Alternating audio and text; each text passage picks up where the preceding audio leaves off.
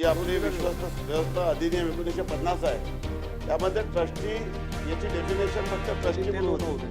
आता आपण दोन पद्धतीचे ट्रस्टी त्यात केले आहे. एक तर पूर्णच्या पूर्ण चॅरिटी कमिशनरमध्ये कुठलंही न्यायालय म्हणजे फक्त चॅरिटी कमिशनर न्यायालय राहील, ही आपण सुधारणा या ठिकाणी केलेली आहे. तिथे धर्मदाय रुग्णालयामध्ये जे आपलं 3 महिने आणि 20,000 रुपये दंडाची तरतूद होती, ती 1 वर्ष आणि आपण 50,000 केलेली आहे. की सहाय्यक धर्मदायक आहेत तर उपधर्मदायक ते यांच्या निर्णयावर जे अपील करतो त्याला कुठली कालमर्यादा नव्हती, तर ती कालमर्यादा आता आपण 120 दिवस केलेली आहे. आपण 60%ला फर्स्ट क्लास म्हणतो.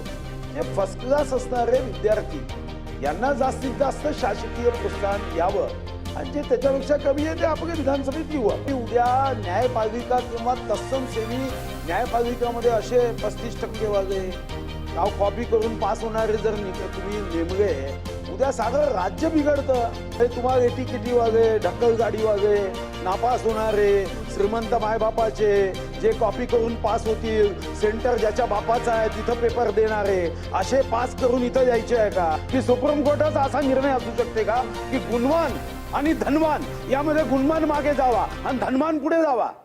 हा कोणता नियम आहे?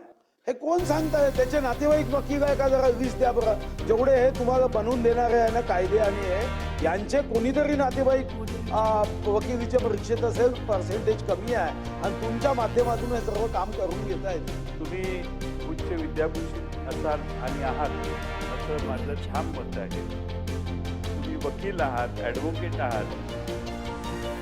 वकील आहात, किती पर्सेंट मार्क पडले?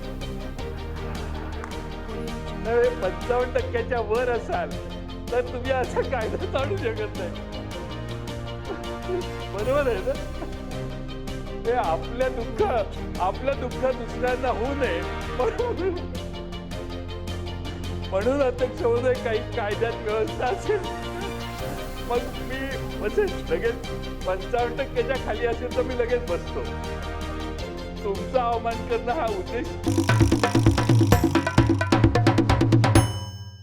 महाराष्ट्र विधिमंडळ अधिवेशनाच्या दुसऱ्या दिवशी 2 बिल मांडण्यात आले होते आणि विरोधकांच्या सुरात सूर माजी अर्थमंत्री व वनमंत्री सुधीर मुनगंटीवार यांनी घेतला. नेमका काय ते बिल होतं आणि काय सांगाल सर? साधारणतः ट्रस्टच्या प्रॉपर्टी कोणतीही परवानगी न घेता चॅरिटी कमिशनरची जी विकल्या जाते त्यामध्ये दंड फारच अपुरा आहे आणि कोणताही दंड होत नाही, शिक्षा होत नाही.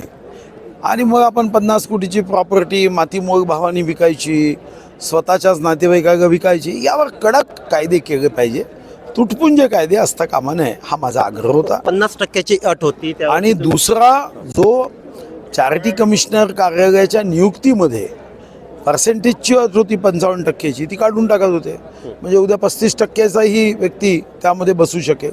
त्यावर माझा आक्षेप होता की आपण काहीतरी गुणवत्ता प्राप्त विद्यार्थ्यांना जास्त संधी दिली पाहिजे. सत्ताधारीचे आपण आमदार आहात, अर्थमंत्री राहिले आहात माजी.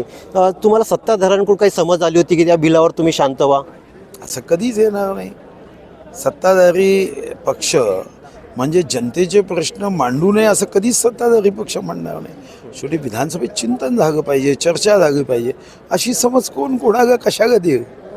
मला नाही वाटत अशी समज कोणी देईल. म्हणजे तुम्ही सुद्धा तुमची बौद्धिक क्षमता वाढवा. नाही, राज्यमंत्री असे आपले जयस्वाल असे म्हणत होते की बिल घाई करत होते ते बिल ॲक्सेप्ट करून घेण्यात मांडण्यामध्ये. नाही, बिल असं असतं तुम्ही याबद्दल बोलले होते. प्रत्येक मंत्र्यांना असं वाटतं की त्याचं बिल निघून जावं आणि कधी आपल्याला सभागृहाच्या बाहेर जाता येतं, हा त्याच्यात भाव असतो. बाकी त्याच्यात दुसरा कोणता भाव नसतो. आता पटलावर कुठल्या प्रकारे ते बिल ठेवण्यात येईल? मुख्यमंत्री समोर असताना मुख्यमंत्री महोदय उद्या त्याच्यावर माहिती देतील आणि मग तो निर्णय होईल.